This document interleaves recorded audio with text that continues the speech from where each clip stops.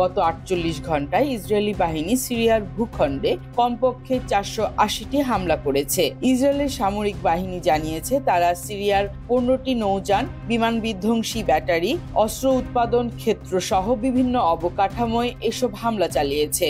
Israel বলেছে president Bashar আল আসাদ সরকারের পতনের পর ইসরায়েল সিরিয়ার সামরিক সম্পদ যুদ্ধের আওতার বাইরে রাখার অংশ হিসেবে তারা এসব হামলা চালিয়েছে। তারা আরো বলেছে সিরিয়ার আলুবায়দা ও লাতাকিয়া বন্দরে গত সোমবার রাতে এই হামলা চালানো হয়, আর এখানেই ১৫টি জাহাজ নোঙর করা ছিল।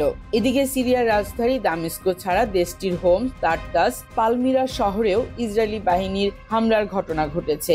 সিরিয়ার সামরিক সক্ষমতাকে বিদ্রোহীদের হাতে চলে যাওয়া রুখতেই এসব হামলা চালানো হয়েছে। বিদ্রোহী যোদ্ধাদের মাত্র ১২ দিনের অভিযানে গত রোববার বাশার আল আসাদ সরকারের পতন ঘটে। বাবা হাফিজ আল আসাদ ও ছেলে বাশার আল আসাদ মিলে টানা ৫৩ বছর সিরিয়া শাসন করেছেন। এর মধ্যে সর্বশেষ ২৪ বছর ক্ষমতায় ছিলেন বাশার আল আসাদ।